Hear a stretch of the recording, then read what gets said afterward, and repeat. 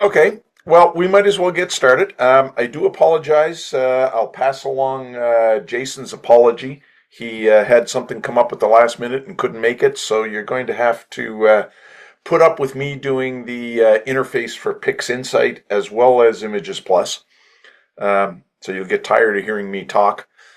Um, the whole idea behind these talks that hopefully we're going to be able to do about once a month. The current plan is to do them around full moon as opposed to new moon because we'll all be outside taking pictures on new moon or watching the snow come down, one of the two. Um, and so the idea is to tonight to just go through the user interfaces of a couple of popular programs, give people an idea of what's available, and perhaps answer a couple of image processing questions as we go. By all means, feel free to shout out questions as we're talking, or at least as I'm talking. I'm happy to answer them as I go. Now I got the hiccups, sorry. So I'll talk tonight to PixInsight and ImagesPlus. And David, what were the software packages you were going to address? Um, just the fee. I pick and choose, I guess, basically from a bunch of free packages. So, GraXpert, Siril, and Seti Astro Suite. Okay. And as I had already mentioned, everyone, we're not going into anything in depth tonight unless someone's got some specific questions. It's mostly this is some of the software that is available and a very quick, this is what it can do sort of thing. David, I'm happy to start off if you are. Yep, go. You start, Blair. Okay, there are two packages that I'm reasonably familiar with. I'm going to start with the free one first. And I'm going to attempt to share my screen here. This sometimes works properly, sometimes not so much. Let's see, share. ImagesPlus. Okay, let me know if you can see my screen there, folks. Yeah, no problem. Yep. Okay. Yep. Yeah. So at any rate, this is ImagesPlus. And ImagesPlus is a software package that I have used for many years. It was written by a gentleman by the name of Mike Unsold. It sounds, it's spelled just like it sounds, UNSOLD. And Mike wrote the package quite a few years ago now. It actually won some awards. It's fairly easy to use. And you can see from the interface that I've got up here, Jerry, I've borrowed your image just to have something up there. Jerry's M42 image that he took with his brand new mount. So all of the cloud we've been getting is Jerry's fault, by the way. So ImagesPlus is now because Mike has stopped supporting it and stopped selling it, it's available free off his website. So if anyone is looking for a still very good image processing package for astrophotography, check out Mike's website. It's www.mlunsold.com. And he's got some really good tutorials on there on how to use ImagesPlus. The problem you will find with his tutorials is they span many different versions of the software. The latest version 6.5 has been around probably for about 4, maybe 5 years now. It will not be updated. Mike has stopped supporting the software. He does answer questions if people are curious, and there is a mailing list dedicated to ImagesPlus that doesn't get a lot of traffic anymore these days, but it's still a good spot to ask any questions. So I'm going to close this image down for just a minute. When you first open the package, this is what you'll see. You have a file menu, and an image set operations menu, and open operators and a help menu. The help menu doesn't do any help. If you click help topics, you get this. There is no help file.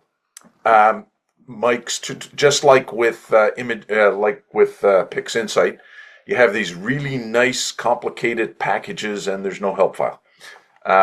There is lots of help available on their appropriate websites, however, and on YouTube. You'll find both have a large number of videos that you can go and take a look at. So along the top, you'll notice most of the menu items have disappeared. They come back when you open an image. The menu items that are here, there's file. It's the usual Windows file things. You can create a new file. You can open a file, load a project, close all operators. There's a bunch of options that you can set, and just some stuff for arc second per pixel setups for measuring images. There's this function, this menu item called image set operations. And these are really operations that work on groups of images. So if you have a bunch of images that you want to stack, calibrate, those sorts of things, I'm moving my hands here and pointing to my screen like it helps, right? Sorry about that. You'll find most of the operators for managing image sets under this menu. So for instance, if you want to stack a bunch of images, the simplest way, depending upon your camera, is to use the automatic DSLR, one-shot color, or CCD image set processing menu item. ImagesPlus hasn't been supported in quite a few years now, so it's getting long in the tooth for DSLR support. It uses DecRaw as a library, and DecRaw hasn't been updated in quite a few years, so it sort of stops around the Canon 60DA type time frame. You won't find the newer cameras in there. You can still use newer cameras with the software, but you'll either have to stack in something like Deep Sky Stacker, or you'll have to save in some other format other than RAW. Because it doesn't support the newer camera RAW formats. But at any rate, this is the, again, just a very quick tour. This is the way to stack images. You load your light frames on this tab, your dark frames, your flat frames. If you're using flat darks, you load them here, and you load biases here. You just click select bias and load it up. Then you come back to the processing tab. Here you select what kind of camera you're using. If it's a DSLR, you select what DSLR. If it's a one-shot color camera, what you do is you select one-shot color, and then at the top of this list is a bunch of bare matrices that you can select. So for instance, my camera is a generic RGGB matrix. Once you've selected those, you also do mono CCDs, obviously. Once you've selected those and you load images, I'm going to just open, one sec here. I have to put at least one image in here so I can get the process tab up. We'll grab Jerry's linear image. Here we go. So at this point, you can click this light frame processing parameters button. And here's all the parameters you would use. So you can select what type of intermediate files to use, whether they're 16-bit files, 32-bit floating files, those sorts of things. You can tell it whether or not to use dark subtraction. You can tell it to convert bare to color. You can normalize your images, all the usual things you can do right from here. You can select your combination modes. So you can do average, you can do min-max, excluded average, median, the usual stuff. This is sort of the equivalent, if you're a PixInsight user, of the weighted batch script.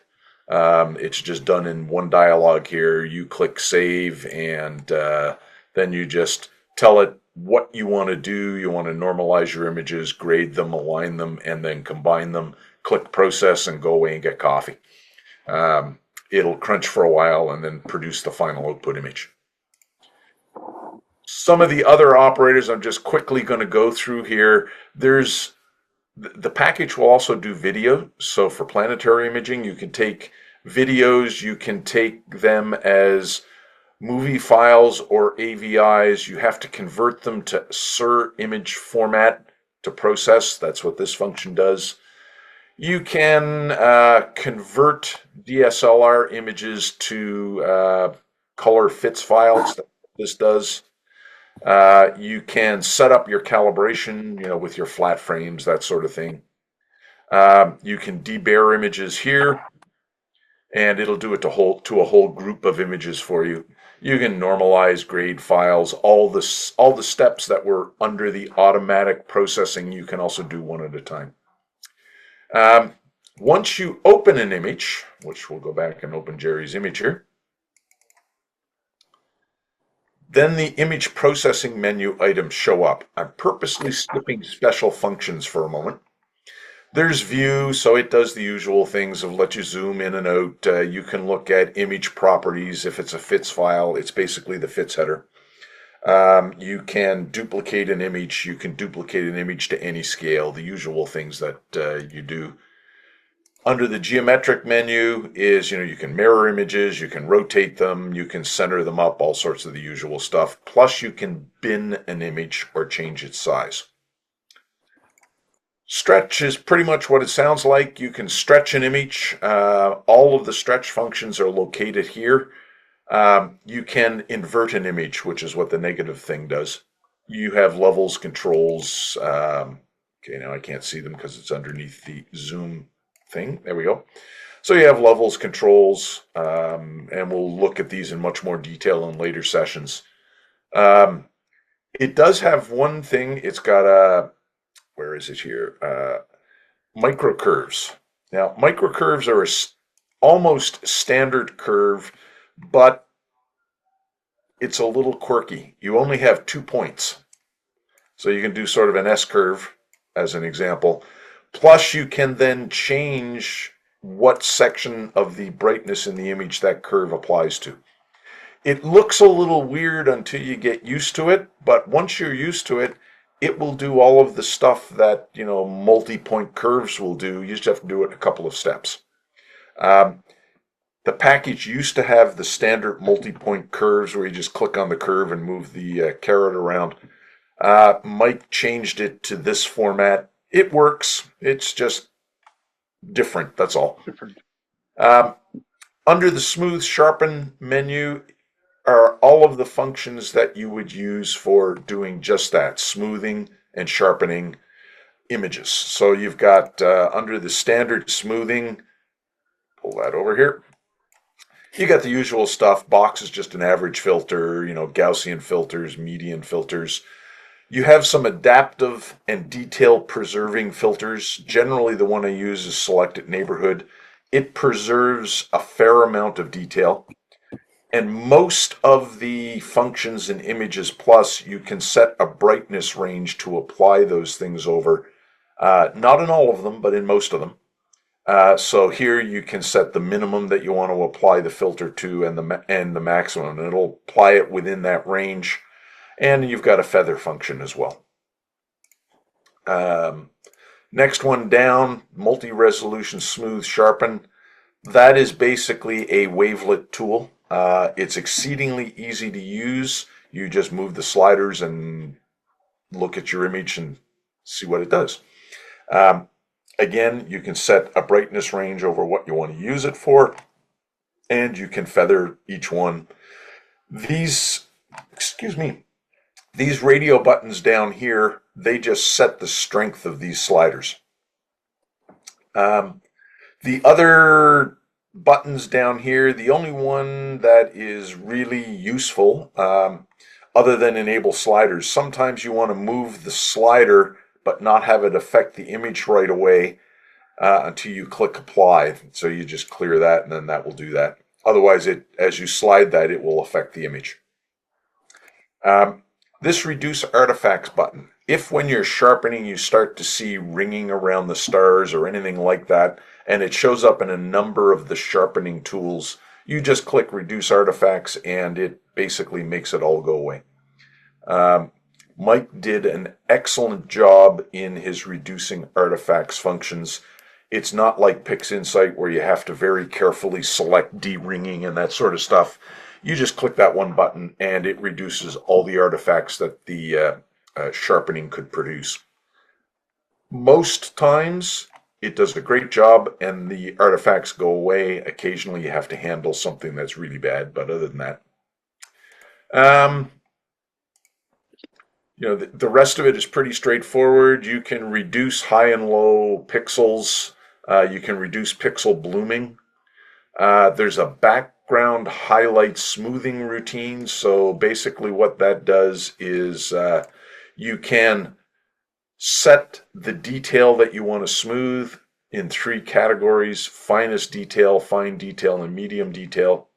And you can set whether you want to smooth the background, the midtones or highlights, and you can select a brightness from the image just by clicking on the image. You click that, and then if I want to smooth something in this brightness range, oops, sorry, you'll see the sliders moved to show me that range. So Does it automatically avoid changing stars? What's that? Does that automatically avoid changing stars? Yes, it does if your brightness is low enough. If you have dim stars, then obviously it would do something to the stars too. It does a really good job. So for instance, you can see if I click midtone, see the sliders are set there. If I click background, now you're only processing or smoothing in this brightness range here. Again, you can feather it and you can set how aggressive you want it to be. It is an iterative tool, so you can set the number of iterations. You don't always want to, you may think you need 50 iterations and you find that, okay, well, I really only needed 10, and you're not sure how many it's going to take. That's what this step through lets you do. When you click apply, it goes one iteration at a time, and you have to keep clicking the next button to move on to the next iteration. That can be helpful if you're not sure how many iterations you're going to use. There's a couple of tools like that. I won't go through all of these in detail. There's a couple that I will go through. This one, local, smooth, sharpen, that's a set of paint tools.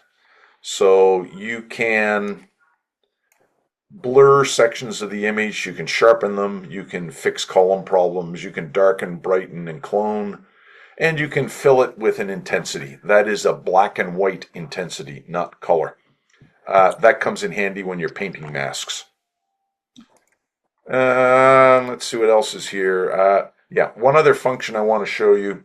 Up until some of the newer AI-based deconvolution systems like Blur Exterminator, ImagesPlus had one of the best implementations of Richardson-Lucy deconvolution out there. It basically was about the best one I've ever used, and it's straightforward to use. Once you select your point spread function, this is the dialog you have. Again, you can apply min and max. You don't have to worry about ringing or anything like that. You click reduce artifacts, you tell it the noise threshold, and you click apply. And again, it'll go through however many iterations you have selected. It does an excellent job. Yeah, go ahead. It's Bob. Do you select the PSF? Is there a formulaic way of determining what it is, or is it something you just do by guess? Yes, there is a way. Right, the default is Gaussian, and then it's a guess. You just select the size of the Gaussian. Okay. However, if you click custom, you have, okay, now I got to find it again. It's been a while. Custom restoration point spread function. Okay. And you say select from image, and you click a star on the image, and it'll fill this in. You can tell it the size of the point spread function you want to use. You can go all the way up to 13 by 13. And then once you click on the star may not be centered, and you really want to center it, so you can click these buttons here to move it around. I It's didn't know about that one. Yeah, it works really well. It's not as good at generating a point spread function that way as PixInsight is. PixInsight will let you select a number of stars and average them. ImagesPlus just Mhm. takes one star. Uh, the deconvolution routine, however, is significantly better than the deconvolution routines in PixInsight, up until Blur Exterminator came along. Um, There's a bunch of edge filters, a couple of different types of deconvolutions. So there's Van Kittert, there's adaptive RL deconvolution. One filter, a couple of filters of interest. They are difficult to use, but band suppression does an excellent job. Unfortunately, it's not a single use thing. You have to do some things. You have to have some knowledge of image processing to use them. We'll look at those in later sessions. My favorite filter in the package is the frequency-based filter. Here you can implement a low pass, a high pass, a band pass, or a band stop. If you are a signal processing person or an electrical engineer, you will immediately recognize those names. If you're not, basically a low pass filter blurs an image, high pass filter sharpens it. A excuse me, a bandpass filter works on selected levels of detail, enhancing them, and a band stop filter removes those levels of detail. It's an extremely good filter, very nice to work with. Um, we'll take a look at it in more detail in future sessions. Um, ImagesPlus has a unique filtering system. There's an FFT built in, and one of the things you can do, FFT, by the way, stands for Fast Fourier Transform. It converts your image from the spatial domain, which is this domain where you see a picture, to the frequency domain. And in the frequency domain, you can draw on the image to filter out specific frequencies. So, for instance, if you have bands in your image, vertical bands, they will show up as horizontal lines in the spectrum. You can paint them out, and the bands go away. You can take out all sorts of weird pattern noises that way, but it does require knowledge to do that. It's not something you'll do your first time out. The color menu is pretty much standard. Anyone who's familiar with some of the color tools in Photoshop will feel right at home. You can split colors. You can do color balance. You can do additive color balance where, let's say you want to add a little more red to the image. You can just grab the slider and move it toward the red. That will add red to the image. If you look at the image on the screen and I do that, you can see it just added a bunch of red. If he's planning on going. Yeah. Now, ImagesPlus, as I do things like that, it actually does it to the image. So you see that image is red. If I don't want that, I just click undo and then it goes away. Modeling, it's not really as complicated as it sounds. There's a histogram tool, a crosshair analysis tool, which really just sets up some crosshairs and you move it around the image and it'll read the brightnesses. There's a line profile. This is sometimes quite useful when you're flattening an image. So for instance, here's Jerry's image, and if I say I want to look at the luminosity and I want to draw a line right across Jerry's image here, you can see that the brightness goes along here, then it bumps up where the nebula is, then this big peak here is a star. I drew it right through a star here somewhere. So that can be useful because as you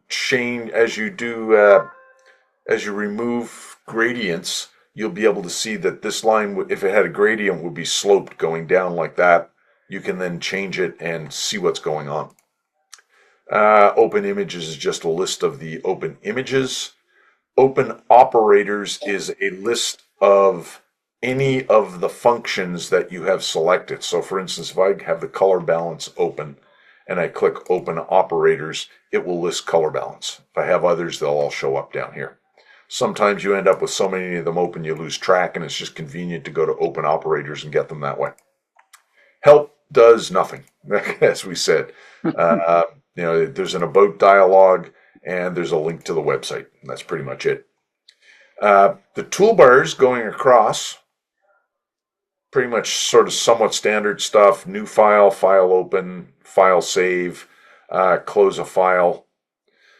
This allows you to apply any operation that you're doing to R, G, and B. If I click this, I will just apply it to the red channel, to the green channel, to the blue channel. This selects a subframe of an image and just makes a smaller image out of it. So for instance, if I want to crop just to there it is. This is undo. This is redo. This is undo, but for all open images. So if I've done something to 5 or 6 images, I click that, it'll undo the last operator. These two buttons require a little explanation that we won't worry too much about, but basically in ImagesPlus, as I do something, it does it to the image. But until I close the tool, so for instance, here's the stretch. Let's go to the microcurves. If I do this, it will stretch the image. I can click apply and then move that some more, and it won't do another stretch. It changes the last stretch that I did up until I click that button. Then that locks the last stretch. Now I'm doing another stretch. It's a quirk in the UI. This is a useful tool. This is the histogram tool once it comes up, and it gives you a couple of carrots in there. The green, I can slide, I can select, there we go.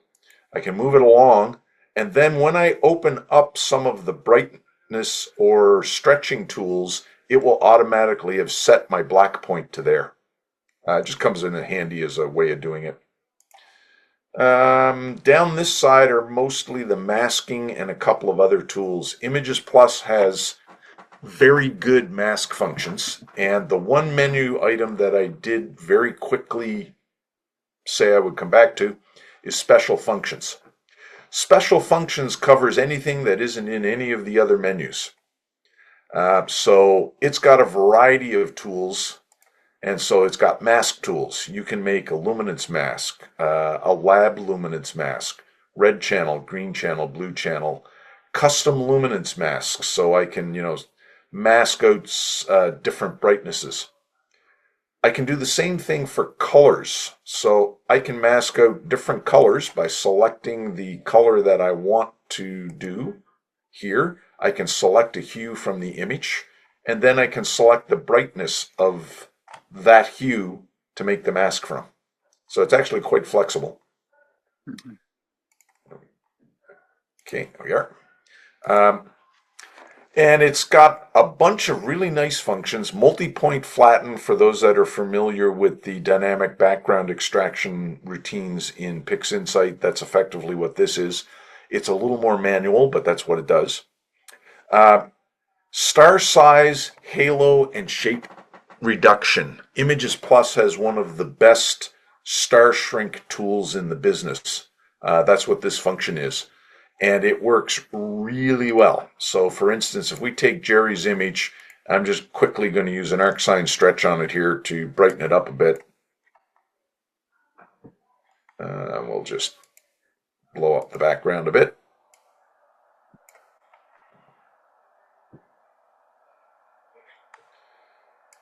Bear with me, folks. I should have pre-stretched this so I wouldn't take the time doing it now, but just take me a second. And then we'll dial up the background a bit. So here's Jerry's image. And if you look at Jerry's image, his stars are actually quite small. But I'm going to zoom in on them, and I'm just going to select a bunch of stars right here. So you can see there's his stars. If I go over here and I say star size and halo reduction, I can individually shrink the color channels, or if I click this, it'll do all the channels at once. If I just click apply, watch the stars. See them shrink? Click back. Is that easy to see over Zoom? Can you see them shrink? Yes. Can see it now. Obviously I can shrink them more just by pulling the sliders up, but let's see what that does. And you can blend the star shrunk with the original image, and you can do a bunch of corrections as well. So if your stars are trailed vertically, you can fix it horizontally, left and right diagonals. You can fix all that with this tool. It's exceedingly easy to use, and it does a very good job. Jerry's stars are quite small to begin with, so they didn't shrink much, but if there were big stars in there, it definitely takes them down quite quickly. I still use it, even though I tend to use PixInsight more these days. For shrinking stars or making masks, I just jump right out to to ImagesPlus. That's pretty much the user interface in ImagesPlus. I glossed over a bunch of them, and we'll go into them in more detail in later sessions. I just wanted to give everybody an idea of, there's a free package out there. It does a fantastic job of astrophoto image processing, and it's a really good way to get your feet wet without spending any money. It's got all of the tools for correcting color, all that sort of stuff. So, color correction is pretty straightforward. You literally come down to color balance. You click white balance and you click on a white star. You click neutralize background. So this isn't going to work because Jerry's background is actually quite neutral now. But I'm going to cheat. I'm going to select an area that's a little blue. I just select neutralize background and click there. And once it's done, that becomes gray. And you can do the same thing for midtones. And then change the brightness ever so slightly as well. Tools like that, if you were to do that in some other software packages that aren't specific to astrophotography, it would take you a while. They will let you do it. It's just hard to do. It's exceedingly easy in almost any astrophoto package. Any questions on an admittedly very quick tour of ImagesPlus? Silence. The devil is in the details. As Oh, have been using it. Well, I do have a question. Yeah, go ahead. Is there a way on these the menu items that are the icons just above and beside the picture to see something that says what they do? There you go. There's mouse overs. Just mouse over. Okay, excellent. I don't know if you could see that. If I go here, you notice it says copy a portion of an image. Yeah. Perfect. If Thank I you. go over here, it will say save mask. So the short answer is yes. Yeah. Excellent. There's a variety of other tools under special functions that we haven't looked at. There's a pixel math function. It's limited. It allows you to add, subtract, multiply, and divide images. There's a layer tool, so I can combine images using addition, average, median, minimum, maximum, and then I can do a blend mode where I can, once it's finished here,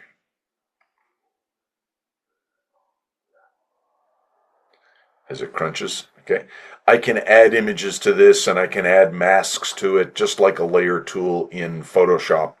The difference is the user interface is much more clunky than Photoshop's, but I can do layer processing. I've got a whole variety of blend modes, including one specific to ImagesPlus called Merge Split. We'll get into what that's used for in a future session. There is, oops, sorry, I have to flatten that image. Go ahead. One other thing that's here that is very useful while you're processing is Okay, where'd it go? I used to have it here. Didn't think I turned it off. No, okay. It's not there right now. I'll have to get it back. There's a star splitting routine. I've just got the menu item turned off here. You can take the stars out of an image. It is not as good as StarNet++. It was a much earlier version, but it's still quite useful if you want to process an image without the stars and then put the stars back in. That's what that merge split blend mode is for. At that point, I'm going to turn it over to Dave and let David present the software that he tends to use, and then I'll give a very quick tour of PixInsight in terms of its user interface. One thing you'll see when we do that, this is very much a Windows application, but PixInsight is not just a Windows application, so it sort of breaks some of the Windows rules. Okay, now if I do this right, I should be able to stop sharing. Yep, you're good. Okay, and then David, you should be able to share your screen.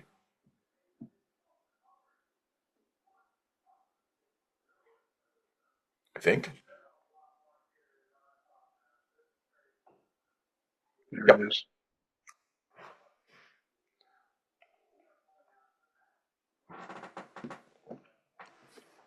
House cleaning, David. Okay. So you can see my screen, Yes. and I'm not muted anymore. Okay.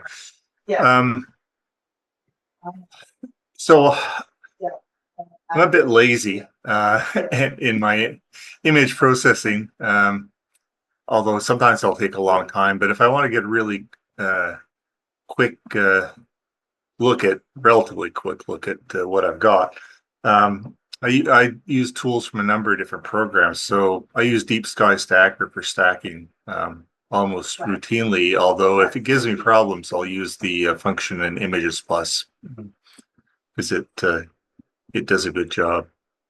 Then in my workflow, once I've got a stacked product, the first step I do is I use GraXpert. And this is a earlier release. It's I use it for background extraction. It's pretty good. It's uses AI and does it. The AI seems to be pretty well trained. It doesn't take away information you don't want it to take away. There's also a denoising function, but it's a little buggy in this iteration. And there's a beta out which also has a deconvolution function.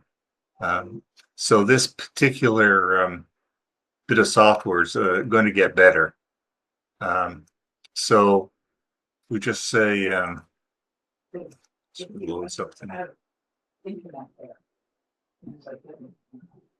Yeah, so this is a stacked TIFF of the Heart Nebula, and I would start use cropping and apply crop, and then it'll do a background extraction. And I won't go through that process right now, but what it can do is show you. Well, while you're doing that, David, I just wanted to mention one thing about GraXpert. I noticed you said you'd start by cropping, just so Yeah. everybody knows. GraXpert will not work if you have edge artifacts from your Right. stack, so you must crop them out before you run Yeah. GraXpert. Yeah, that's I before I started using GraXpert, I would crop in Photoshop, but yeah, I'll always crop. So after, let's see, this is so that's what it looks like after GraXpert's done its background reduction function. So it works fairly well. And you have the option of saving the processed image or you can save the processed image, the background, or the stretched.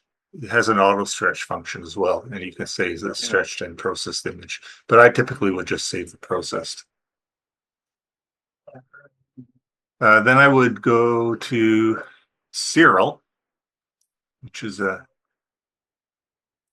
another nice piece of free software that's getting better all the time. It's open source, and I would use it to so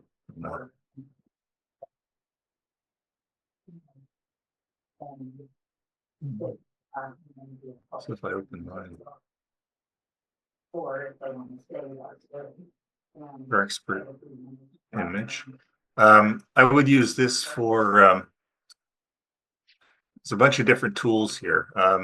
So I would start off with color calibration, and I use photometric color calibration. This is really good if you're using a narrow band filter for with a one-shot color camera, because your stars are colors kind of wonky. This will correct the colors to what they should be. So you would find your image or the what you're going to process. So Heart Nebula's IC 1050, is it?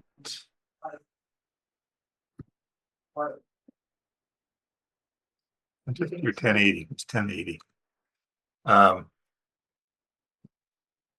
Find it, and then you put in your focal length of your imaging scope, the pixel size of the camera, and hit OK, and it'll do its thing and correct the star colors. It will also let you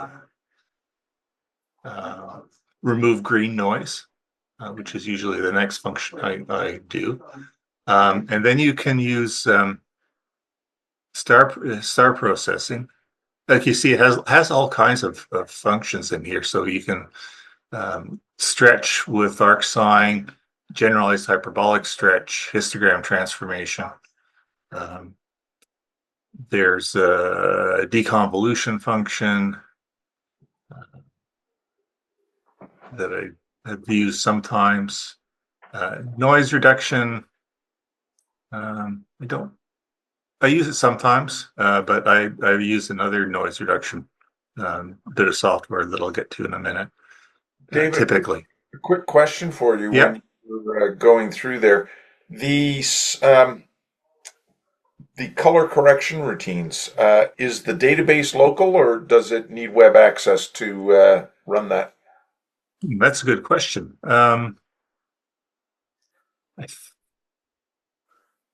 It might, well, it's an easy way to find out. Oh, no, I can't. If I if I log off, then Yeah.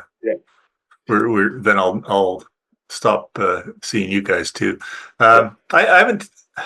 I kind of think it's using. It's not a big program, so it must be calling back to a database and Okay. Yeah, it is. getting what you want. I have to admit, a lot of these I haven't used yet, but there's an actual PDF file that has a pretty good written guide and lots of YouTube videos. The star processing is interesting. You can use StarNet to remove stars and then add stars back. So this just is linked to StarNet++ on your computer, and then it automatically goes into that routine. It'll desaturate stars, which is useful if you've got oversaturated stars because the gain was a little too high. And it'll resynthesize the stars. So this is really good if you've got stars that are not perfectly round, a little oblong because of tracking errors, it'll correct this. So it's pretty handy. So I would typically go use StarNet now and do have a file with just the stars, and then a file with just the object of interest to work with. What else do we have here? Geometry, nothing too fancy there. Pretty self-explanatory. It also has a background extraction routine, which I used to use before GraXpert came along, and it worked fairly well. And you can split your RGB channels, merge channels. There's a pixel math, which I haven't looked at all. I don't know what. I know there's pixel math is big in PixInsight, and but I don't typically use that. This program also works with 32-bit images as well as 16-bit. So if you want to keep things in 32-bit, that works quite nicely. And then you save as a file you want. And now let me go to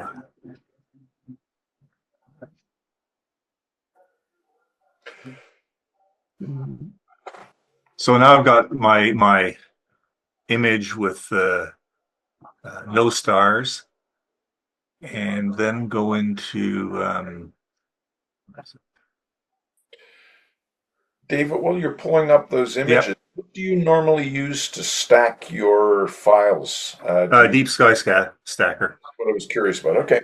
Yeah, although if it gives me trouble, which it did for a while, I don't know what happened. It might have been the most recent version works fine, but I did encounter an issue about a year ago where with my dual band filter, Deep Sky Stacker was giving really strange results. The hydrogen alpha part was always blown way out, and I started using the ImagesPlus stacking routine at that point. But I recently downloaded the most recent version, about a year ago, of the Deep Sky Stacker, and everything was good again. So that's what I would use typically. And then the next piece of free software. This is a work in progress, but the guy is crazy. His name's Franklin Merrick. He's written a bunch of scripts for PixInsight, and he started off by making some of those scripts stand alone, and then he pulled everything together into this Astro suite, and he uploads a new version of this Astro suite almost every day. I don't know what he does for a living, but he's clearly got a lot of time on his hands, and it just keeps getting more and more powerful. And I think at some point, you could use this instead of Siril or PixInsight or ImagesPlus. But what I use it for primarily is the cosmic clarity denoise function. So it'll sharpen, and this is AI trained again. So he keeps comparing it to PixInsight's blur exterminator, and it's not yet in that league, but it gets closer with every iteration. So it's pretty neat, and so there's a deconvolution function, and there's also a denoise function. So I would use the denoise first, and then sharpen. So there's the denoise function. So I did it in reverse, and then sharpen. And you can choose to sharpen, work on the stars if you haven't taken the stars out. And there's also non-stellar sharpening, which will bring up details in the starless image. And he's also got a satellite trail removal. If the what is it, the drawing a blank, but there's this particular type of stacking which will get rid of most satellite trails, but this works well as well. And then I'll use his statistical stretch, which does a pretty decent job. Can I ask a question? Yeah, The satellite removal, my understanding was that worked on non-stacked individual images. Is that correct? does it work on non-stacked? Yeah, that's what I thought. Yeah, I think so. Yeah. I guess if you're stacking and not getting rid of the satellite trails, when you're stacking, you could use that as well. My impression. But I've never had an issue with that. I actually tended to when I preview my individual frames, omit any that have bad satellite trails in it. Well, I thought I saw somebody talk about it. You could just run it and go through all your images. If there's no trails, it does nothing. But if it finds trails, it cleans them up reasonably well. Okay. You can keep your sub frames. Yeah. Anyway, Certainly, that's artifact, not like going to be more and more important, right? Yes. Yeah. So he has some recommended images or settings here for the target medium. So if you let's see, select an image. Some stuff. Yeah, some stuff. It's like, okay, one day hour. Okay, so let's take this semester.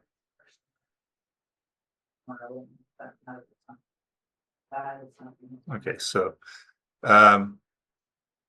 that's the Siril. It's not been denoised or sharpened yet, but he recommends that you use it's a starting point for galaxies 0.1 and for nebula 0.25 or 0.3, and then you can apply a curves adjustment How long? to bring things up. You have a preview.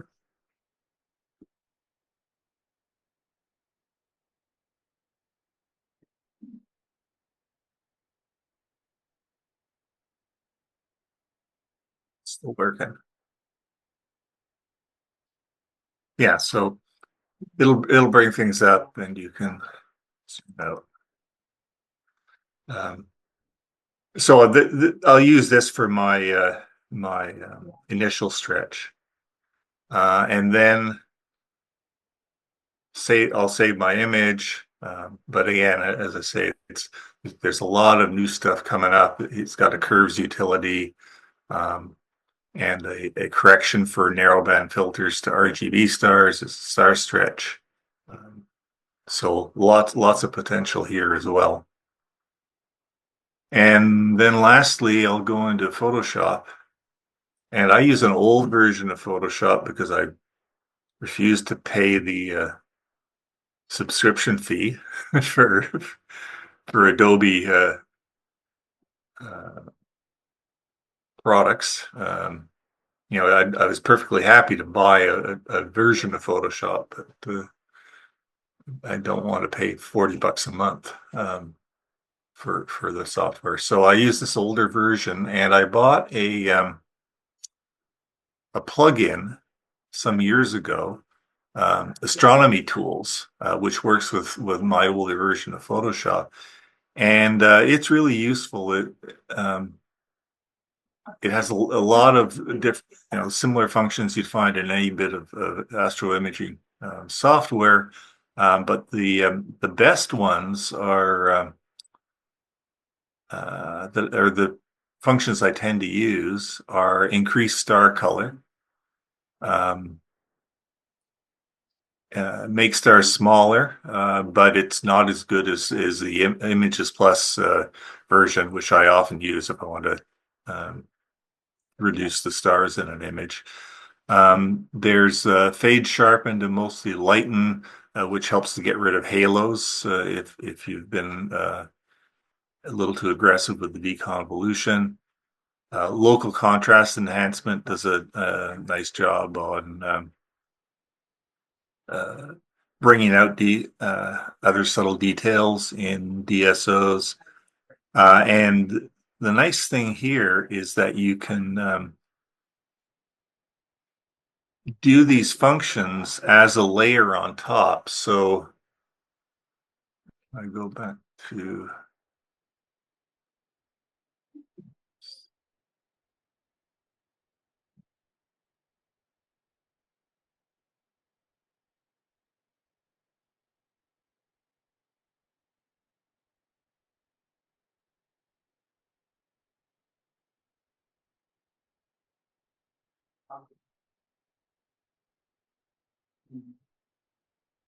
got a lot of windows open, so it's taken a while.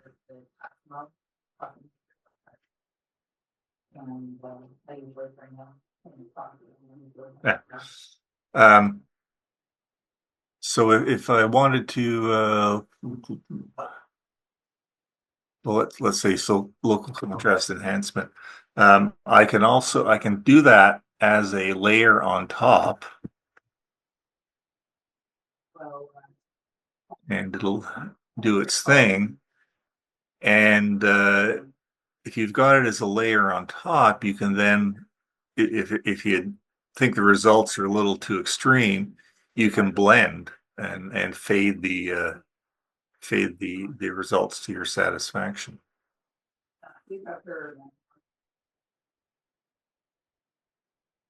Yeah.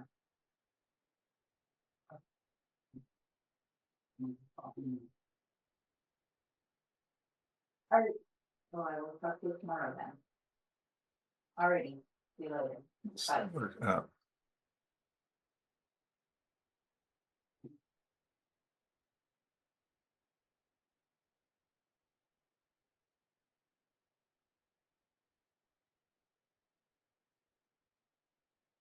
No, too much stuff. Oh, here we go.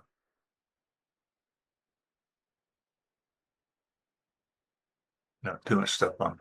Anyway, so that's useful. And then I'll tweak with curves and contrast and brightness the starless image, and then I'll import the stars alone into Photoshop, and there I can use curves to de-emphasize the stars a bit if I want, or I can use a blending mode in Photoshop to put the stars back in at the level of intensity that I desire. And just to show you,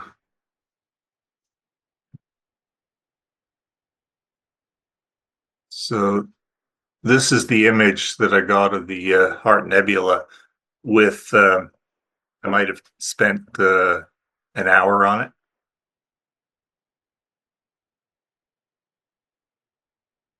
So, obviously if I took, time that sometimes needed, I'd get an even better image, but I think that's not too bad for an hour's work. Looks pretty good.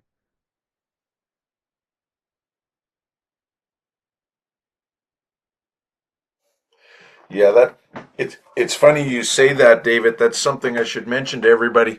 We go out and spend, 8, 9, 10 hours collecting data. What people don't realize is we then come back home and spend 3, 4 days processing data. Yeah, That's right.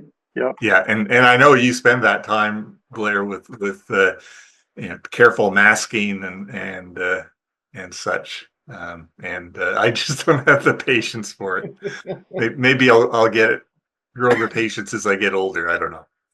There is No, it doesn't work that way, David. there is a gentleman by the name of Jerry Rodriguez who has an excellent DVD set on doing Astro processing using Photoshop, and he's got. Original. He was asked once upon a time if he would sell his image processing service. So, in other words, have people send him images and have him process them. And his comment was, I would happily do that, but do you realize how much that will cost? Yeah. Yeah, in terms of even $15 an hour. Yeah, and you spend 3 days on an image, Yeah. right? So, quick Exactly. question. Is it still possible to buy a version of Photoshop? I've never No. seen that. All I see are subscriptions. Yeah, that's all you can get now is subscriptions. That- There are other packages Yeah. out there that will let you do most of what Photoshop will do.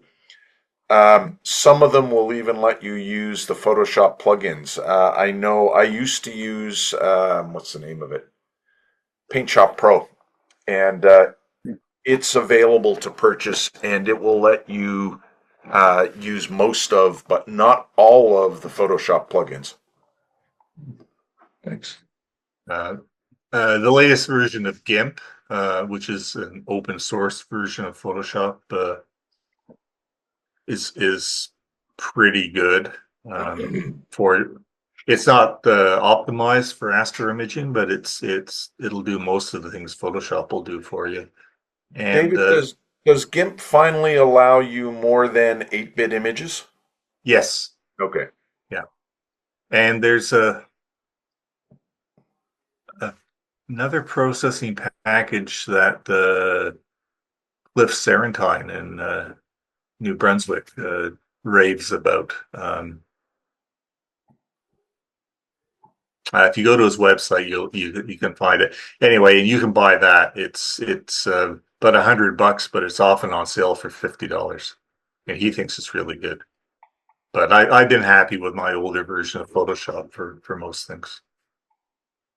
But keep an eye on Seti Astro Suite because the guy's incredible. Yep.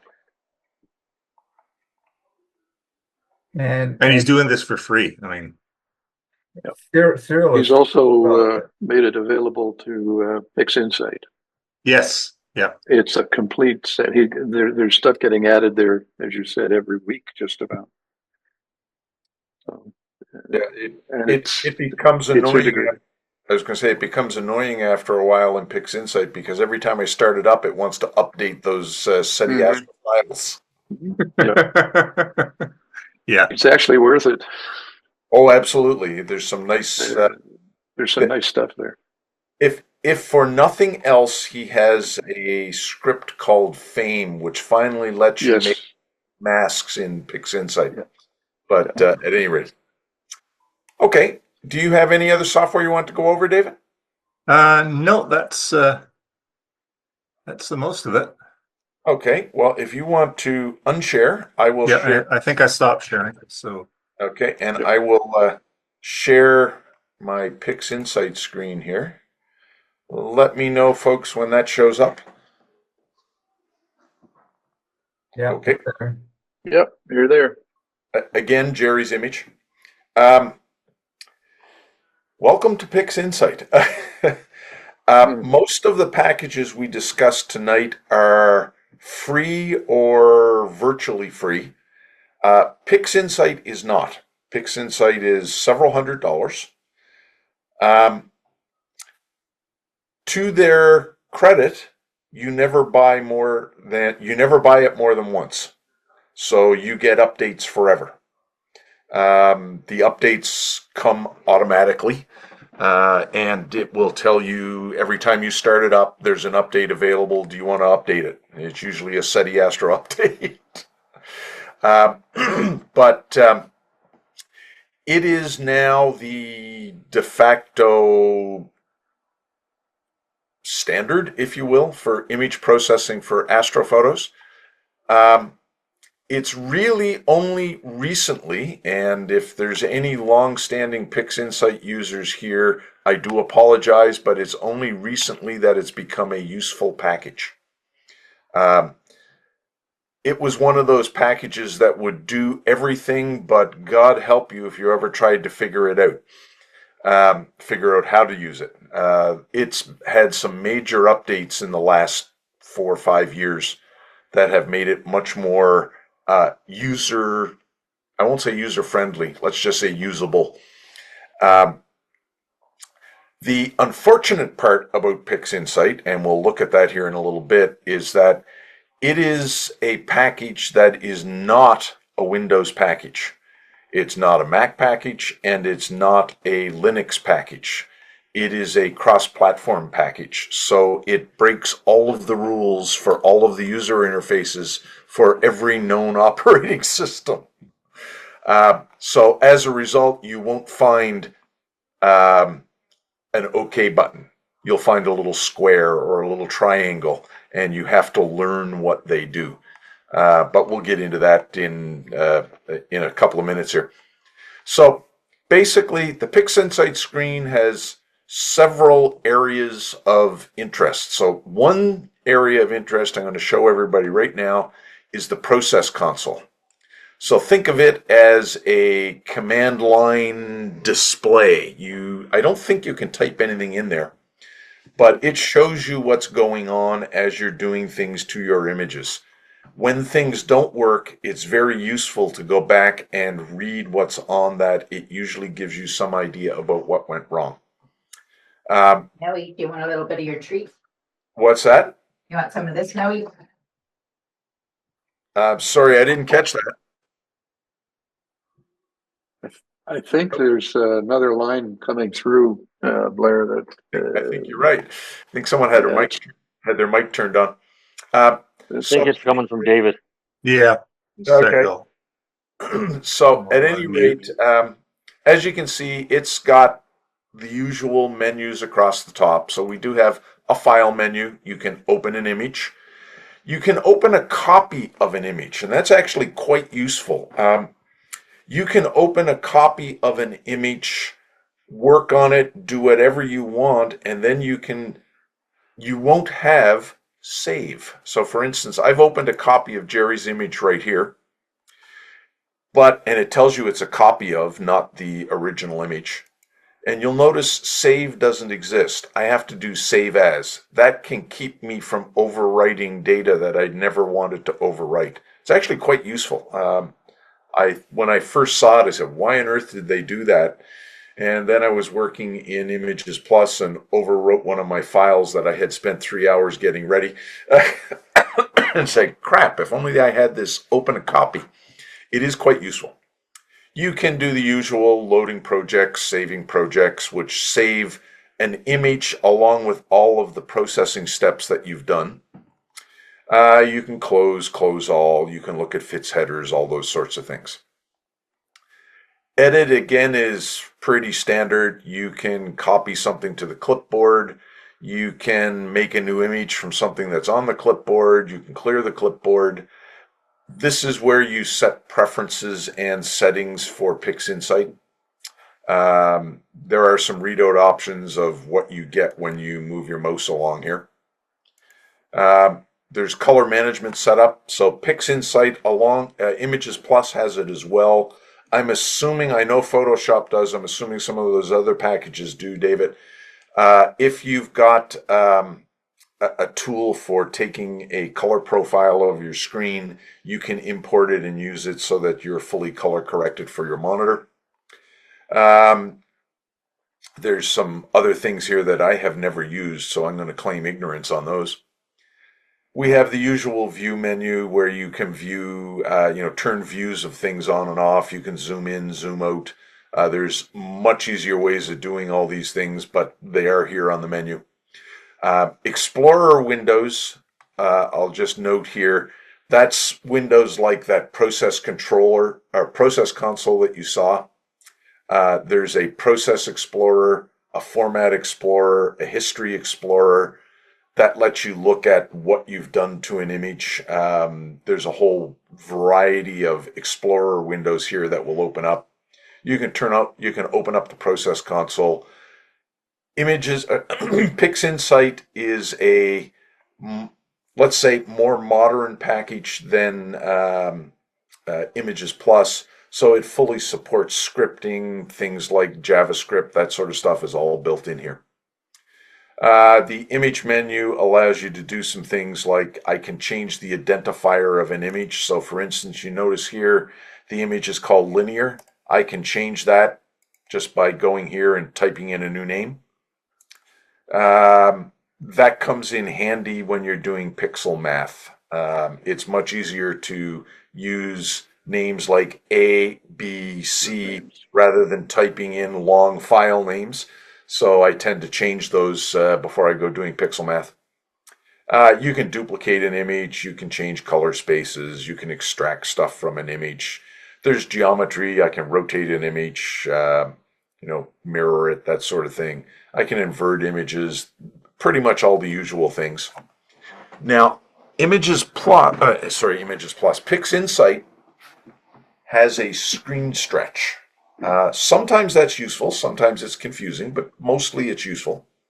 And what it does, I'm going to show you, this is Jerry's image of M42, but the screen stretch is applied to it. That lets me see detail in the image that I might want to process. If I turn the screen stretch off, there's the image. But by turning on the screen stretch, I can look and say, well, gee, it might be a little noisy down here, and I could concentrate on that before I ever stretch the image. So it's kind of useful for that sort of a thing.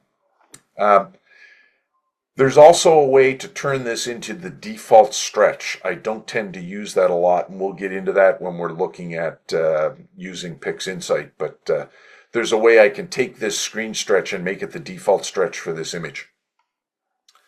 I can make previews, and I can show previews. There's a bunch of buttons across here that let me do the same thing. So for instance, I can make a preview of that and then just look at it. So there's I blow that up full screen so we can see it all. So here's the preview of the area that I had just grabbed. I take it was cold when you took this image, Jerry? Yes. You're getting some pinched optics there. Yeah, it's probably minus 15 or so. That would be cold, yeah. I had the same problem, Jerry. Yeah, it's common in refractors.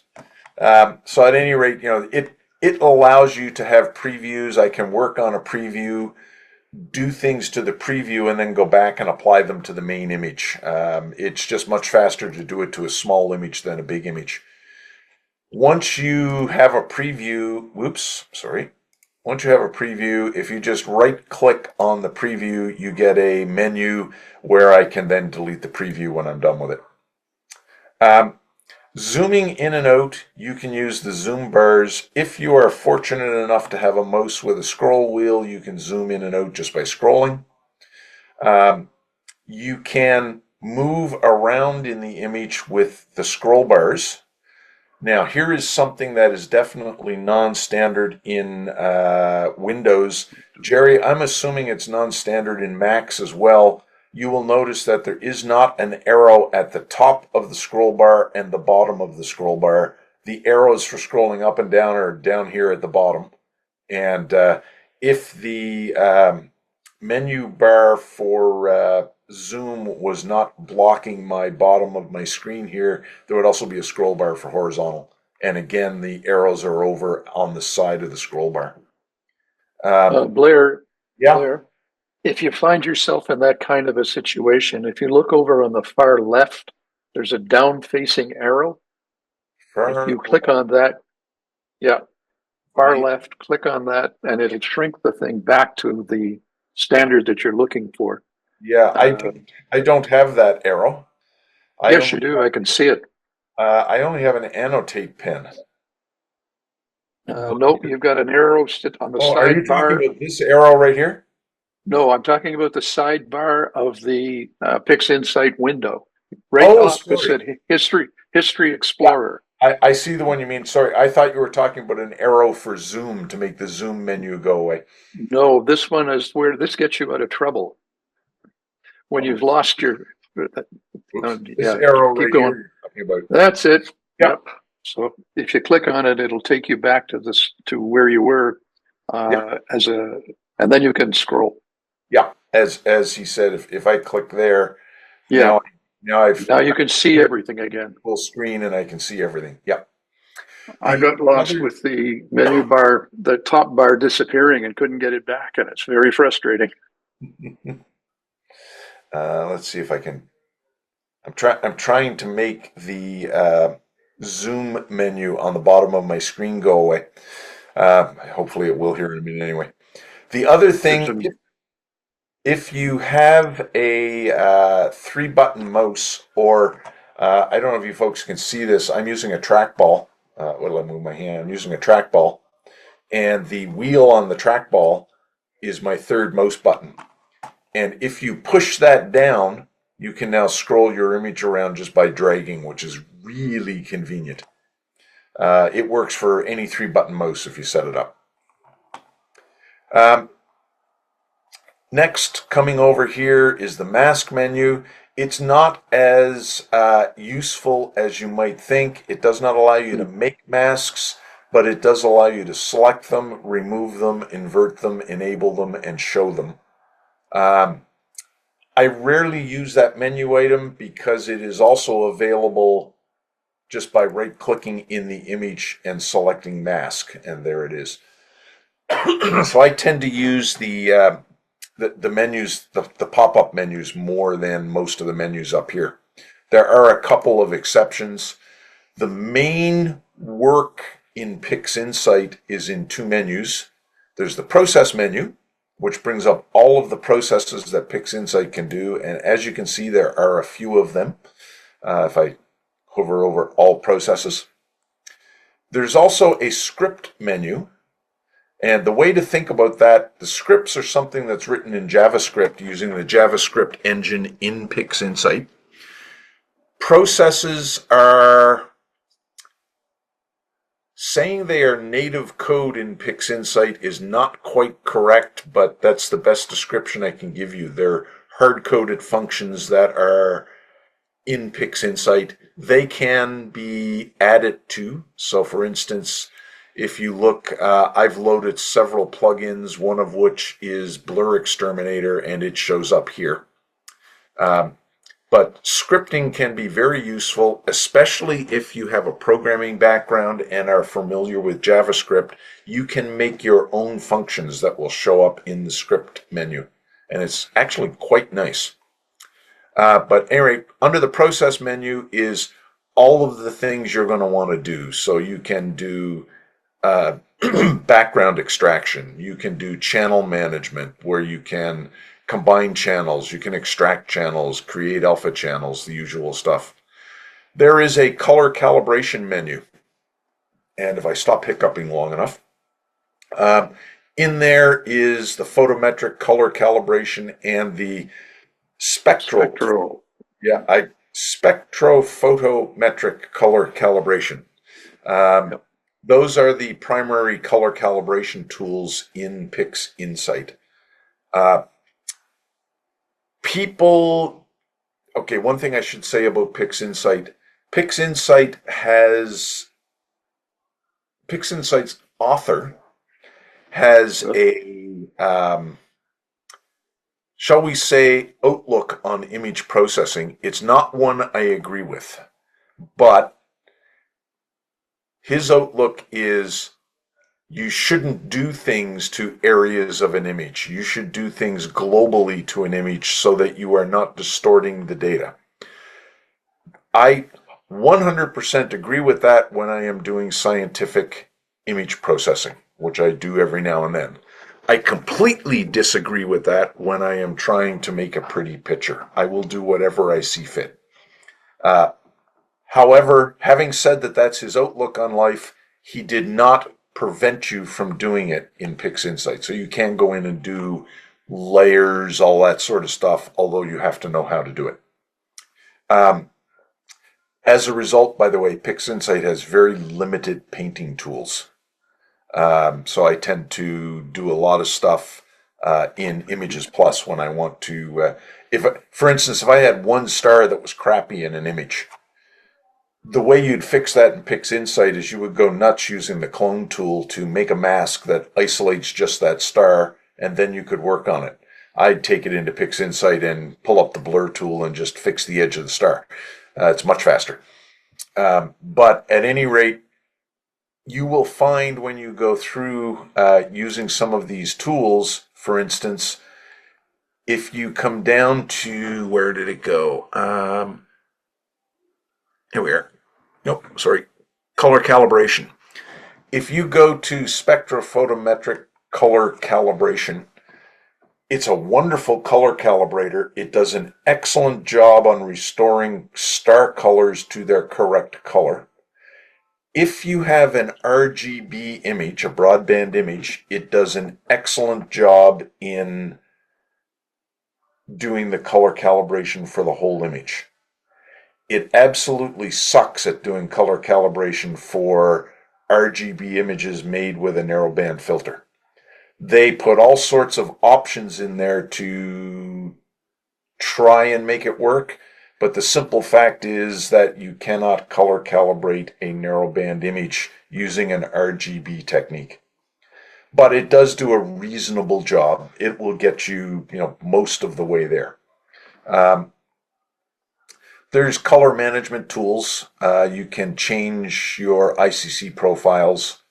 There's a color space conversion tool that really converts from color to grayscale, and you can, oops, I lost it. You can convert to color from multiple grayscale images. There's a color spaces tool, so you can combine channels, extract channels, debar images, those sorts of things. I'm going to skip over the compatibility one. That's just older functions. There's a convolution tool. This is actually quite useful, but a lot of people don't really know it was there. When you want to blur an image or detect image edges, that sort of thing, you use the convolution tool for that. We'll get into that in future sessions. There is a deconvolution tool, and it does exactly what you would think. It does the opposite of convolution. So if convolution blurs an image, this will sharpen an image. This is the standard deconvolution tool in PixInsight. It works, but it's very clunky to the point where I no longer use it. There are two plugins. Jerry, it's RC Astro plugins, if I remember correctly. For RC Astro. Yeah, RC Astro plugins. There's and I would suggest to anyone that's using PixInsight, the RC Astro plugins are worth their cost. There's Blur Exterminator. It is a deconvolution system, but it's AI based. So it actually uses an AI to go through and find the stars in the image. And the thing that is awesome about this tool is it does not require a fixed point spread function across the image. It will actually allow point spread function. That means you can correct stars that are suffering from pincushion distortion. So they're nice and round in the middle and there's streaks out toward the edges. It will correct that for you. And it does an awesome job at doing that. It made PixInsight a usable tool. That and Noise Exterminator. Or Blur, Noise Exterminator. There's a whole bunch of tools in PixInsight that allow you to do things like annotate images and those sorts of things. They're actually quite useful, mostly for web display, that sort of thing. A lot of the rest of the tools through here, like fast integration, those are here to let you do, just as you saw in ImagesPlus in the in one of the menus I showed you, you can do all the steps of calibration manually. very few people do these days. There's something called the weighted batch processing script. Processing, pre-process. Yeah, and it does all this stuff automatically, and it does it very well. It takes a little getting used to, but we'll look at that in future sessions as well. There's Fourier transforms and inverse Fourier transforms to convert to the frequency domain. There's geometry, so you can, crop images, rotate images, you can resample images, those sorts of things. Global lets you set up some databases, so you can set up the Gaia database for color correction, a few other things. Gradient correction. These are newer, and I haven't used these. This is a new version of PixInsight that I've installed on this machine, and they now have database-driven gradient correction. I haven't played around a lot with that yet. That's something I'm going to play with. PixInsight has developed what they're calling the Mars database, which is a whole bunch of user images covering virtually the whole sky. And so if you go in and you have an image of M42 that has a gradient across it, you can do gradient correction. It will go to the database, see what it should look like, and remove your gradient to make it look like that. And they've done a lot of work to have a good library of images in the Mars database. So that's what that does. I have not played with it much yet. I'm going to skip over a couple of these, mostly because I haven't used them. Image calibration, you can do the usual stuff. Again, I don't tend to use this. I tend to use the automated scripts. Image inspection, I can blink images, get statistics, those sorts of things. Integration, I can add images together. I can stack them, those sorts of things. This assumes the images are already aligned, by the way. And you align them with image registration if you want to do it one step at a time. We come down to intensity transforms, and this is the sort of stretches that are available in PixInsight. Some of them are quite powerful. I'm going to quickly highlight, this used to be the histogram transformation tool.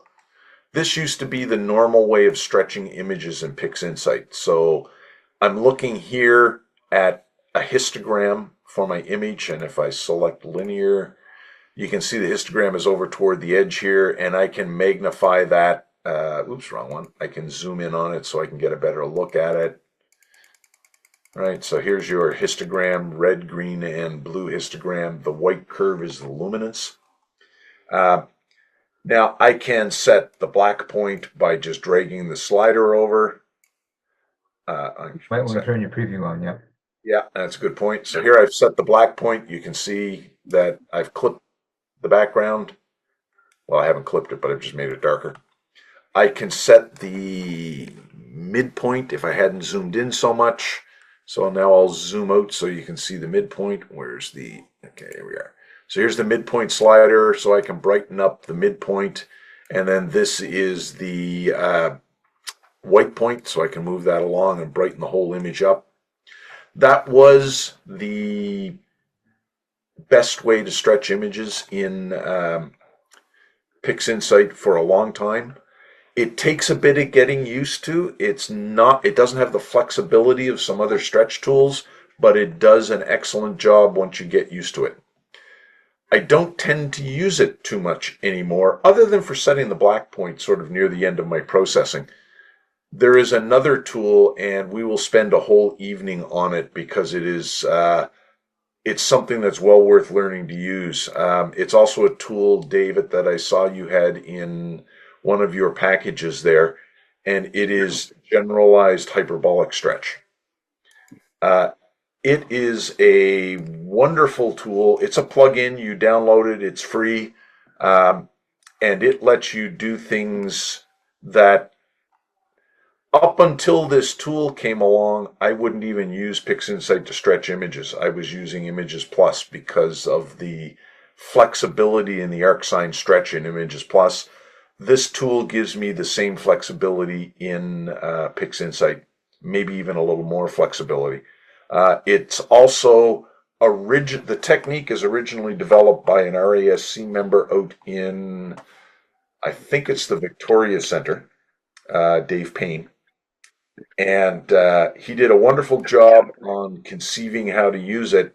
And he cooperated with the man that actually wrote the code for all of this stuff. The two of them came up with this tool and made it freely available. And it is just an awesome stretching tool. And we'll get into using it in future sessions. Okay, now I got to make it go away. There we are. One of the things that PixInsight has is a preview window. So, and it's quite useful actually. Once you get used to some of the limitations of it, you notice there are no scroll bars, and there's no zoom function. So I can make it full scale, or full screen rather. If I want to look at a smaller portion of the image at a higher resolution, that's what this button does. So I click that button, and then I can look at just this area. But I cannot scroll that area along. Oops, okay, I can go back. Bear with me. There we go. So I can look in great gory detail as to what's going on here in my image as I'm using some functions. Or I can look at any other preview that I've made just by using the next and previous buttons. So here's my full image. Here's that preview that I just made. Oops. There we go. So if you want to zoom in, you have to make a preview and look at it that way. It does work. And I do like the ability to have a preview that I can play with and not apply anything that I'm doing to the main image until I'm ready. So for instance, if I turn off the screen stretch here and I bring up, let's just go for generalized hyperbolic stretch for a moment. This is the preview button. You will see this button in a lot of dialogues in PixInsight. This little circular button opens a preview. So if I get rid of the real-time preview and I click that, it takes the image I'm working on and it makes the preview of that image. Now, whatever I do in this tool is applied to the preview and not to the main image until I click the square. The square is the apply button or execute button or the OK button if you were in Windows. Remember that PixInsight is a cross-platform package, so they don't actually adhere to any of the OS standards. They adhere to a standard made by, oh shoot, I forget the name of the window package that they use now. I'll find it for the next time around. So in here, if I want to stretch the image and I want to see what my stretch is going to do, since I'm using, bear with me a second, since I'm using I'm just going to zoom in a bit. There we go. So I'm just going to quickly, I'm not going to bother telling you how this stretch works just yet. But just to give you an idea, as I stretch the image now, you can see the result in the preview window. But it has not applied that to the main window that has the actual image. So I can mess around, do what I want. I can change my settings, get it to do what I want, then click apply, and then it will apply it to the image. Comes in very handy, especially for things like noise reduction and sharpening where you want to see the effect before you apply it. This comes in very handy. Give you an idea of just how nice this stretch is. You notice the core is blown out here, but I can restore the core very quickly with just sliding a slider. This is an awesome stretch. We'll get into what it does, in other sessions here. Turn my screen stretch back on. This image has been partially processed. So I've sharpened this image with Blur Exterminator. I've color corrected this image with the spectrophotometric color calibration, and I've taken the noise down with Noise Exterminator. It's now ready for follow-on processing, but it has not been, as you can see, stretched yet. Jerry, this was your longest exposure, which was 5 minutes on this shot? Yes, yep. Yeah. So this was Jerry's 5 minute exposure, a stack of 5 minute exposures, I should say. And it's 4 hours. really processed here. What's that? I think it was about 4 hours. It was quite a while anyway. But it was unfiltered, correct, Jerry? Unfiltered, and I also took some 180-second exposures and some 60 and 15-second exposures. Yeah, and eventually going to layer them in to bring out the core, or have you done that already? I have done that with the HDR composition. Okay. So as you can see, with just minimal processing, you get what looks like a pretty decent shot out of it. And I have to give the PixInsight authors some credit here. They developed a good basic workflow for images and they published it. So they basically tell people you want to do it this way.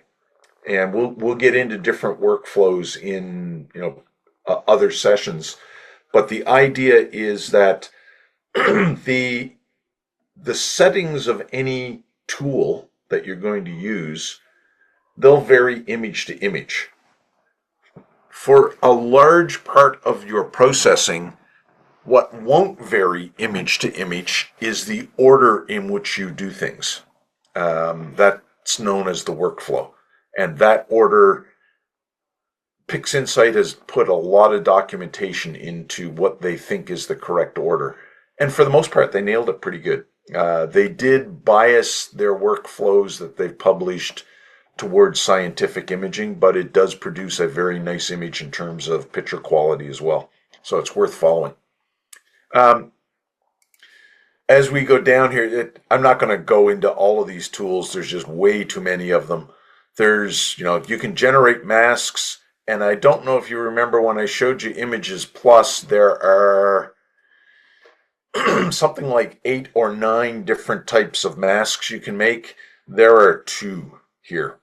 PixInsight does not have great masking capability natively. You don't have Star Exterminator there, right?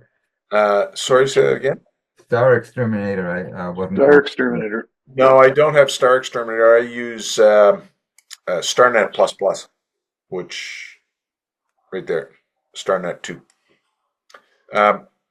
But those same Seti Astro tools that David mentioned are under the scripting menu. And there is a tool in there called Fame, and it solves all of the masking problems in PixInsight and does an awesome job at it. You can literally, if I start it up here, bear with me. If I, one sec, I'll zoom to fit the screen. Okay, so here's Jerry's image. I can say I want to do something to just the core. And if I just hold shift and draw, I will get a mask that's the shape of that green thing that I just drew. So I can now draw a mask. That allows you to do things like, Jerry, when it comes time to combine your images, I know you use the HDR script in PixInsight. It doesn't really work really well. A much better way is to stretch your image, your less exposed images, so you have great core detail, and then just simply make a mask by drawing in the Fame script and use pixel math to combine them. You get a wonderful detailed piece of data for the core. And you can play around with the blending quite easily. That the HDR tool doesn't let you do a lot of that. It does most of it automatically, but it has some issues when you're trying to really tweak to get the most detail in the core. Because of course some of the bright washed out core bleeds in on you, and you can completely avoid that with a mask and a little layer based processing. So that there are, like I said, there's all sorts of functions. You can generate noise. Oh, one function I will mention. Multi-scale processing. It's a little cumbersome to use, but it does a good job. You remember when I showed you the tools in ImagesPlus, there was a wavelet-based sharpening and blurring tool that I showed you. This is the same thing. It's wavelet-based. It lets you sharpen or blur each individual wavelet scale. The difference is you can select how many different scales you want. So if I take Jerry's image here and I do a linear transform, I won't do it because this computer is not the fastest in the world. But you can see it defaults to 4 layers plus the residual layer. If I want it much finer control, I can turn on as many layers as I want, up to 16. And I can make any layer sharper or blur it to reduce noise. There's a deringing function. This is similar to the remove artifacts click button in ImagesPlus. The difference is you have a whole lot more settings that you have to figure out how to use. The ImagesPlus tool just takes care of it all for you. But in general, multi-scale processing is the go-to sharpening tool once you've used deconvolution already. And it does an excellent job. You just have to work at it a bit. You can go down, there's noise reduction tools. Some of these are actually really good.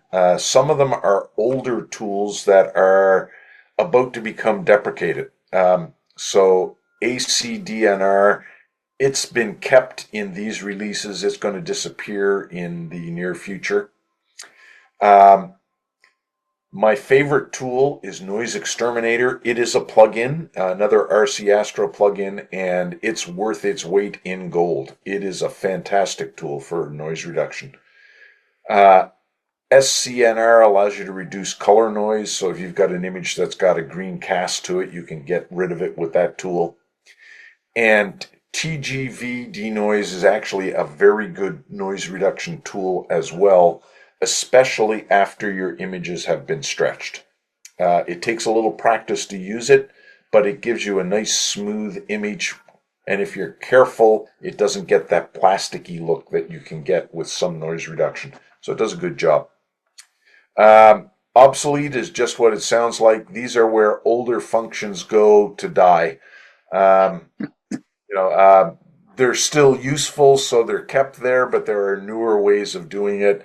And you will find that sometimes this menu item will grow as some functions get put in there. They're usually kept there for a version or two and then they disappear. Here is the very limited paint tools available in PixInsight. You can annotate an image and you have a clone stamp. That's it. You have to really work to use the clone stamp if you want to paint on a mask. It's not impossible, but it's a royal pain. You can paint on a mask by using the clone stamp from a white image to paint white on a black image. Of course, you have to generate the white image first, and you use pixel math to do that. Photometry is something I haven't used much, but it allows you to measure the brightness of various stars in the image. Pixel math is actually really powerful. Just to give you a rough idea, this is a noise reduction script I've been working on. But if we click the appropriate buttons here. So the math you want to apply to an image is in this box. You can apply it either as an RGB image, in which case the same math is applied to each of the channels. Or if you click this button off, now I can apply different math to each of the channels. So you can really fine-tune what you're doing. You can tell it to generate an output file. It's kind of useless if you don't. You key everything in and debug your script and then not generate an output file. You can rescale the result, and that's something I should mention in PixInsight. that is different from a lot of other image processing packages. PixInsight does not represent images as the native format. So a 16-bit image normally would have pixel values between 0 and 65,536, 2 to the 16th anyway. In PixInsight, images have pixel values between 0 and 1. And it doesn't matter what format your image is in. If it's a 16-bit image, 1 is equivalent to 65,536. If it's a 32-bit image, it's equivalent to 2 to the 32nd, which is 4 billion something. All images get a value between 0 and 1, and it's internally used as a floating point number. You lose no resolution because floating point will keep the resolution. But when you go to port an image to another package, you have to remember that 1 is the maximum bit value, 0 is the minimum. And you can just do a multiply to fix that for whatever package you're exporting to. However, if you are doing things in pixel math like adding images, that's where this rescale result comes in handy. It makes sure that after you add 2 images, let's suppose that they both have a pixel that has a value of 1. That adds together to give you a value of 2. This would rescale it by dividing by a half automatically. And you don't have to do anything to make it do that. You just click that. It finds the maximum, rescales that to a 1. You can replace the target image with what you're making, or you can create a new image with what you're doing in pixel math. And there are some, we'll get into it later, but there are some issues with those that you have to know about. So if I put a mask on an image in PixInsight and then apply pixel math to it, if I don't use the replace target image, the effect of the mask disappears. If I click create new image, it will be as if the mask wasn't there. There's a bunch of really good reasons why that's done, and you have the option just by clicking that or that. Just to give you an idea of just how flexible the pixel math is, take a look at the number of functions you have. You know, arcsine, arctan, you can pull out individual channels, you can draw lines. It's got floor functions, fraction functions, exponent, all sorts of math functions. It's not limited to simply addition, multiplication, and subtraction. You know, it's got means, medians, minimums, all sorts of stuff. And the list goes on. So that's just the functions. After you get through the functions, you get to generators. And here you can, you know, binarize images, combine images, do dilation, erosion, all sorts of stuff. Operators are both mathematical and Boolean operators, so you can, you know, say if this pixel, here's one right here, if this pixel is less than A and the pixel is less than the lower threshold, you get the idea. You can build up some very complicated functions to apply to your images, and it's got some other things, directives, you can define symbols, all sorts of things. So it's a really powerful tool. It's what lets you do layer-based processing in PixInsight because it does not have a layer tool, but you can basically key the math in for any of the combined methods that you see in Photoshop. There's easier ways. There's actually functions here to do screen combines and everything right in pixel math. So if you're a PixInsight user, learn this tool. It will save your butt more than once. Let's see, that was pixel math. This is just the RC Astro tools, Blur Exterminator and Noise Exterminator. There's a couple of star catalogs that I have loaded. There are others that you can load. David, that was why I asked you if the database for your color correction was local or not.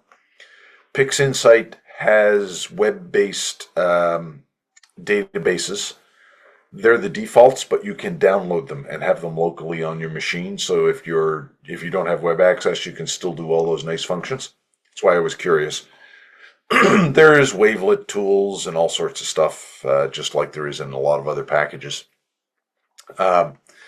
There is a tool that lets you install different modules. So as I said, there are plugins available. You can install them. Under scripts, which are the other functions that you can do, there's a variety of things. There's some of these are default, some of these I have loaded. So for instance, there's an astrometry tool.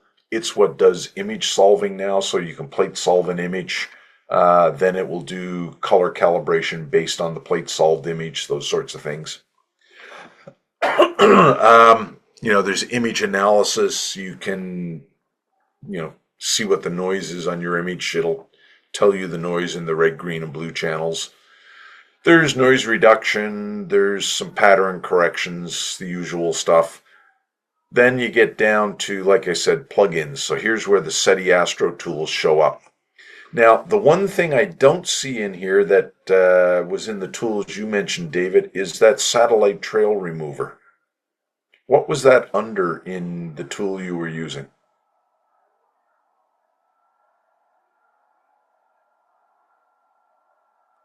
From the look on his face, he's looking to find that. Yeah,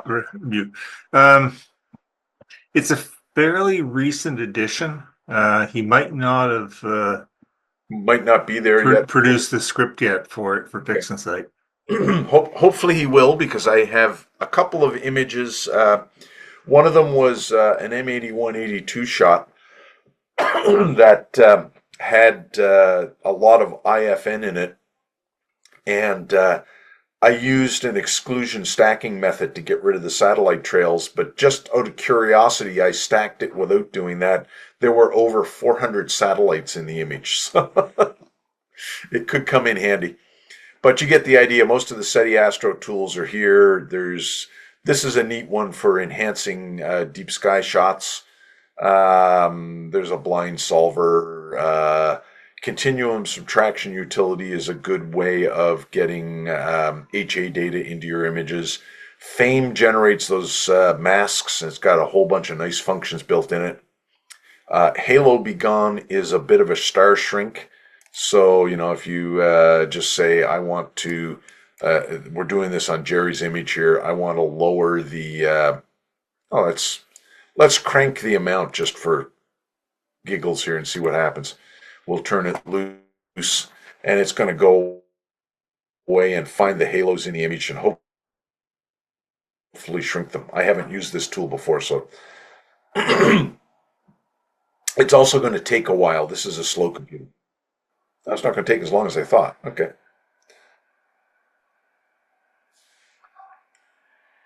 Well, it worked. So it's found the stars now. Now it's doing multi-scale median transforms. It's one of those multi-scale transforms that I showed you. And, the halos are gone, but so is everything else. I will have to go and play with that tool a bit. Just try stretching. I have not. What's that? Do a screen stretch on it. It is screen stretched. Oh, all right. No. There we go. There. I think I removed a little too much. I also think I have to reopen that image. Oh, and I just have to turn the screen stretch off. There we go. So at any rate, I will have to play with that tool to see how well it works. There's two sets of tools. This is another one that shows up when you load GraXpert. You notice I have GraXpert here. And it came with a bunch of things like enhanced nebula. There's another continuum subtraction. There's a variety of things here that are quite useful. And then the utilities menu is there. Those are utility scripts that come with PixInsight.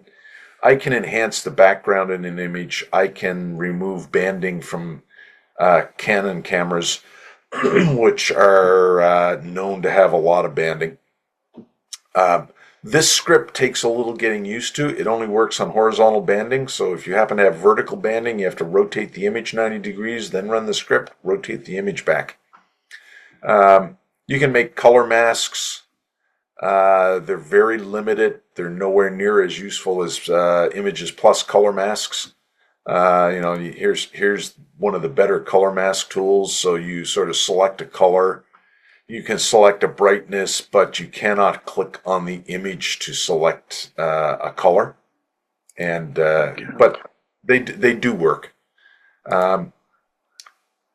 There's what are some of the other ones? There's narrowband filter combination scripts. There's quite a few. You can, and the list grows at every release, so you can go through and see what's in here. Like there's a star halo reducer, a few things. I've used this one. This one worked quite well. Not as good as the ImagesPlus one, but it does work. One of the nice things about PixInsight is a modern application. It has the concept of workspaces. So I can have multiple images, even multiple completely different images open in different workspaces. So for instance, in Jerry's image, he's got 4 different exposures, I believe, Jerry. I can open a different exposure in a different workspace, process it, leave it there, and then come back and combine them all later. It's actually quite powerful for that.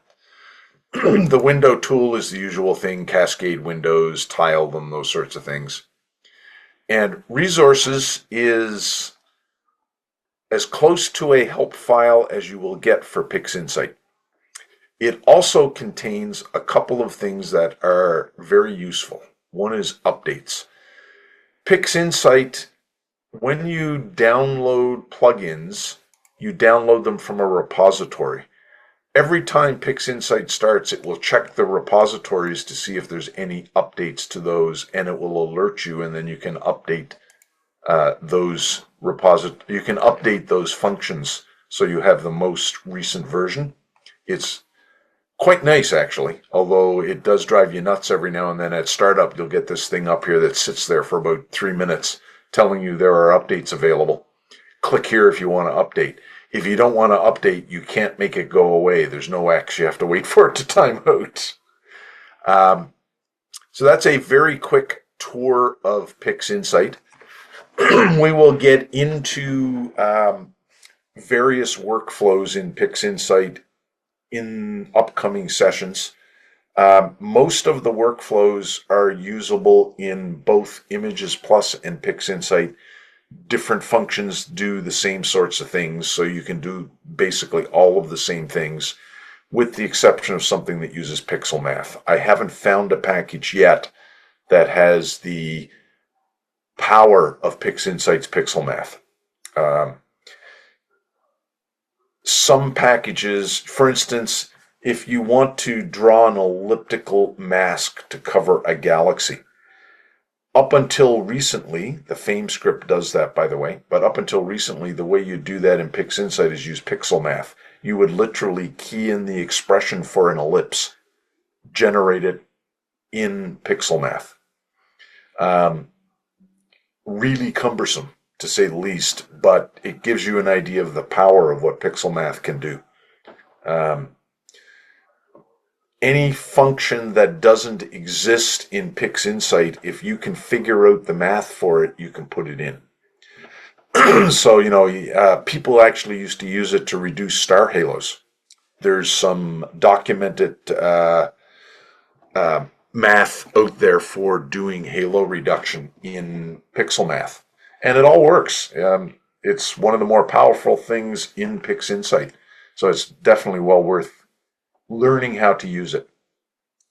Any PixInsight questions? Just to mention, Blair, that there's an awful lot that has happened in the last 2 years with Absolutely. Videos Yeah. on PixInsight. Yeah. Incredible detail and easy to follow. So Yeah. a lot of the tools are simplified, but using them properly, you're not going to lose out because there isn't anything out there. That's right. All you have to do is put in the function and say, how do you do this? And you get 16 ways of doing it.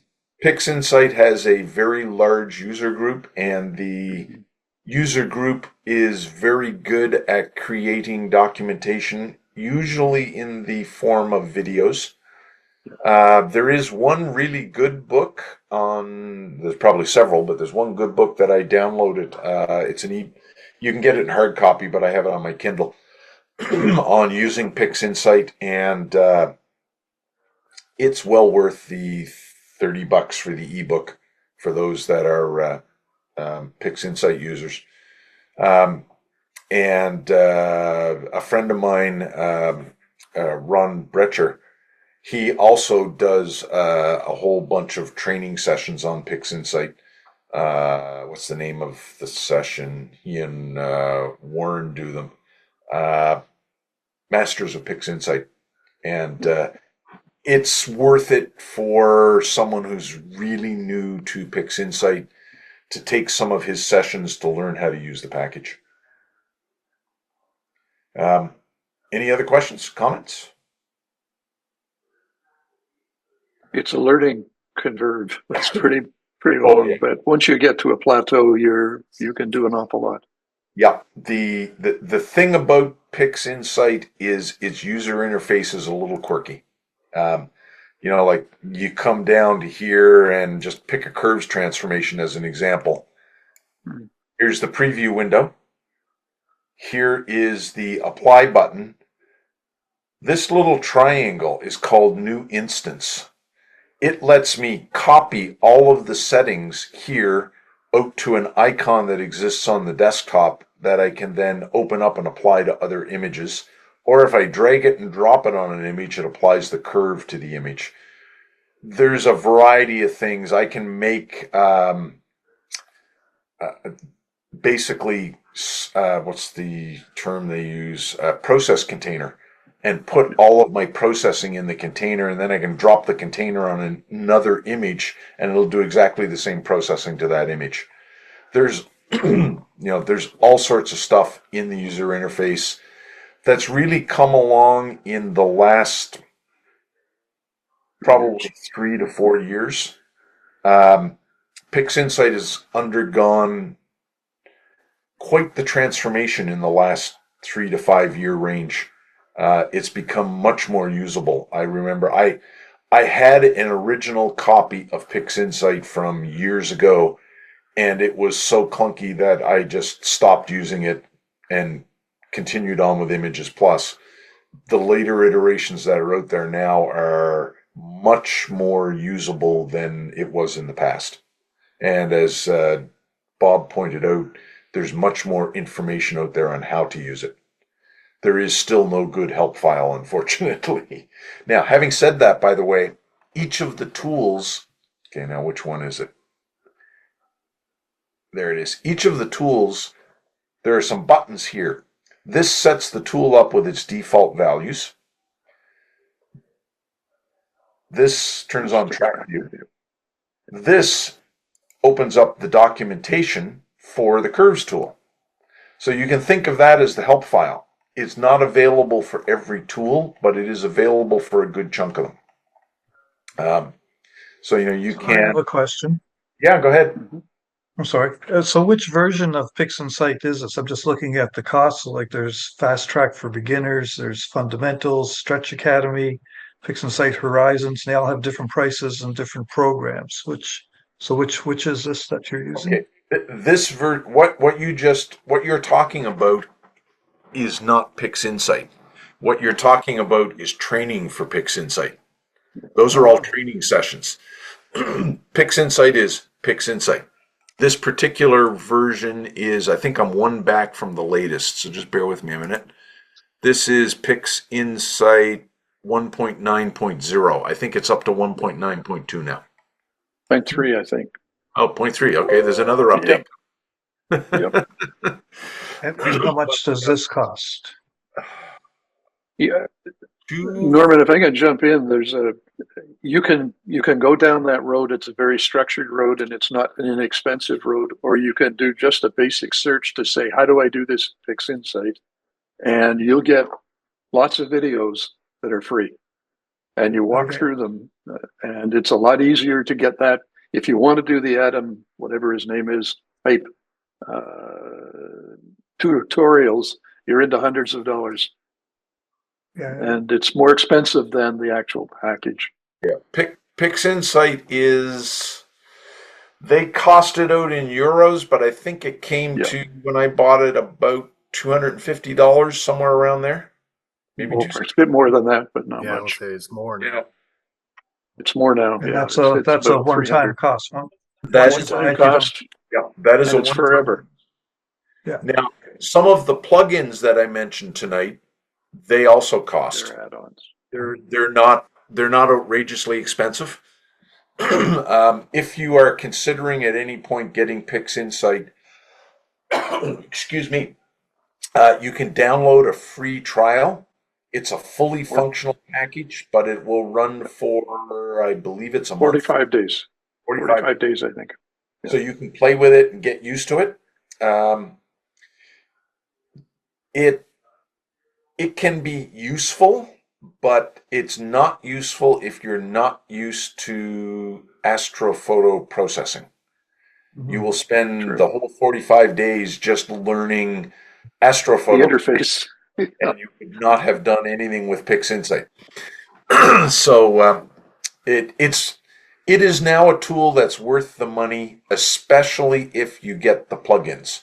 And again, all of the plugins work the same way as PixInsight. You buy them once, and as they're updated, you get the updates for free. So it is quite useful that way, and it's not inexpensive, but over time, it becomes inexpensive. As David mentioned, if you want to get Photoshop, you pay $40 a month. I think it is, David. 37. 37. Okay. And you got it. And that's just to use it. If you buy PixInsight for whatever it costs these days, 300 euros. what's that? 300 euros. 300 euros. So 4.5. Yeah. That's gone up quite a bit. Yes, it has. But I would suggest that given the number of tools available for it, it's probably worth the cost. There are free tools out there that do a pretty good job. And if you find enough of them, you can do most of what PixInsight can do, but you will not do it all. Yeah, for Blur Exterminator and Star Exterminator and Background Exterminator, you need to pay separately for those two. That is correct. Right. So they're about $100 each, aren't they? A little less, David. A little less. Yeah, A little less. 65 to 70 Oh, ballpark. it's so bad. Yeah. But again, you get updates for free. Yeah. Once you got them, you got them. Yeah, and they make PixInsight easier to use, shall I say? So they are well worth it. The stuff by Merrick, Franklin Merrick, is also packaged and put into PixInsight, and it doesn't cost anything extra. So, except for the one-star satellite removal, almost all of them actually are in PixInsight. You just download, and it's there. Put it in your update resource bucket.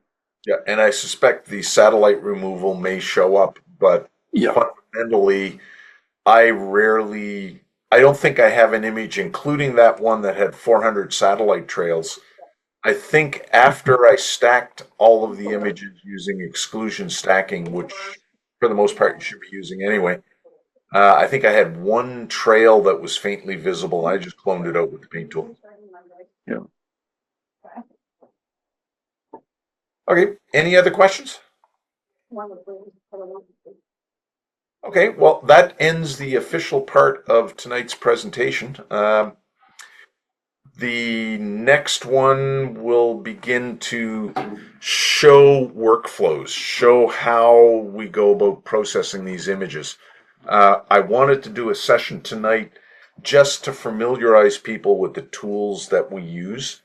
I realize it was a very brief overview, so we will start the next session and I'll introduce a workflow that I use, split star processing. Most people use a version of it these days where you process the image And then before you stretch it, you remove the stars from the image so you can stretch the stars differently than the rest of the image. There's a variety of ways of doing it in most of the packages, and I just find it extremely useful because it avoids huge stars. So, for example, if I take Jerry's image here and I just do a raw stretch, and I'll use the histogram transformation tool here for a moment, and we'll turn that on and stretch the image.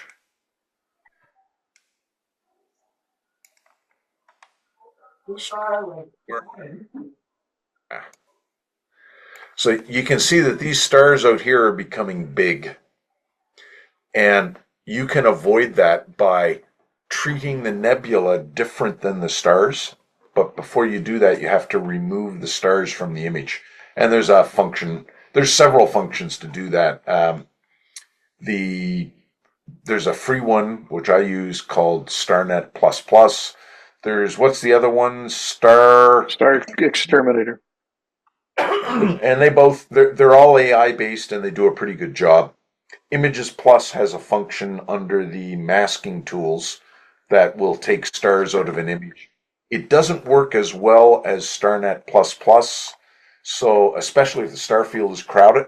Where it is really useful is it's very quick, and as you're moving your processing along, if you look at it and you say, well, gee, for this processing step, I'd love it if the stars weren't there, you can take them out quickly and put them back in. But we'll get into that. I know David will go through some of his workflows, and Jason will go through his mono camera workflow. He uses an LRGB workflow.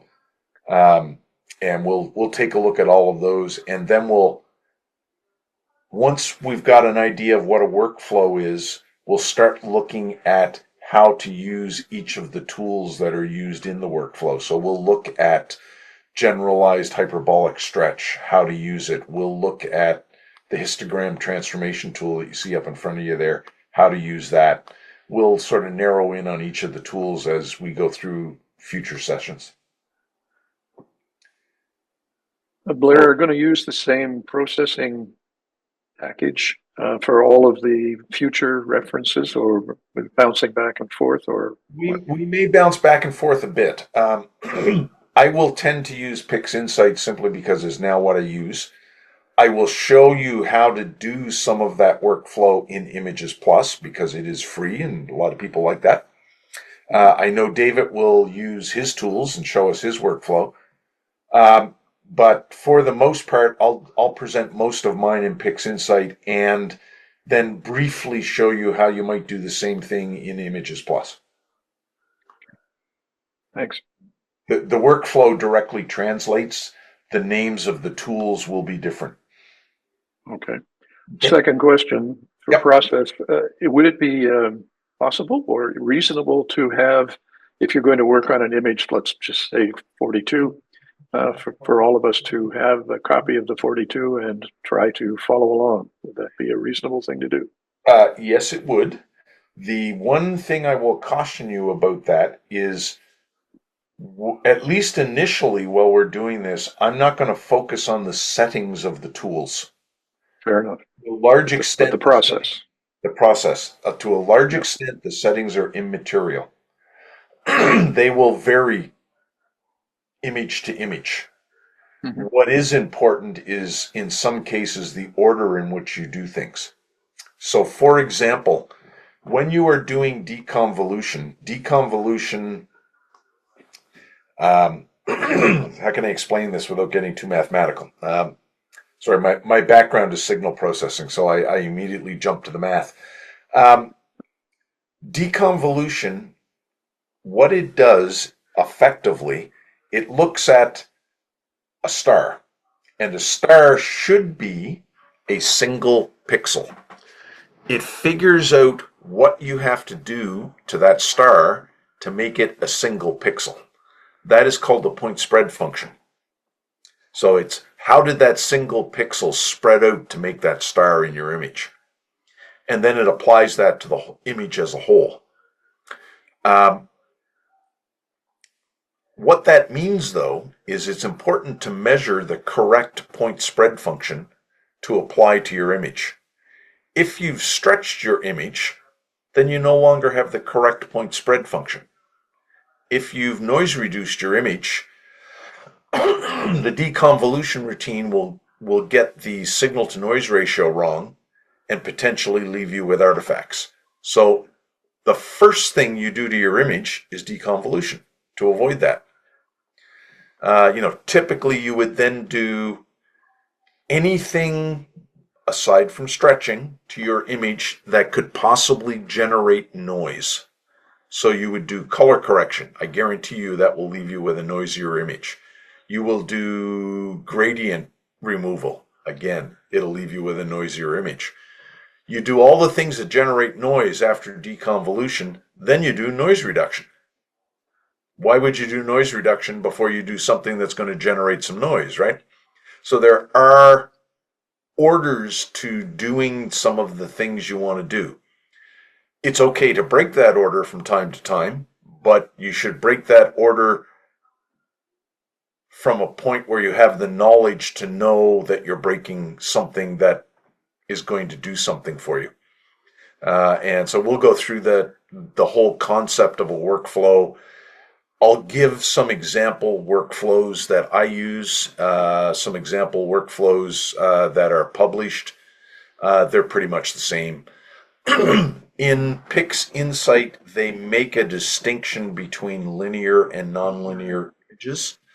That's not anything that is sort of cast in stone. Basically, a linear image has not had a nonlinear stretch applied to it. That's it. And sometimes, you're going to want to do things. Someone will say, well, you want to do that while it's linear. You may, but you may not. I find there's a lot of information out there that is not based in theory. It's just someone did it this way, it worked for them, so now that is the correct way, whether it is or not. But there are some things that you should do in certain orders. Deconvolution being first is one of them. And we'll get into all that stuff when we take a look at workflows in the next session. Okay. Well, if there's no more questions, we'll call it an evening, and we'll schedule a session for around full moon next month, and begin looking at actual image processing.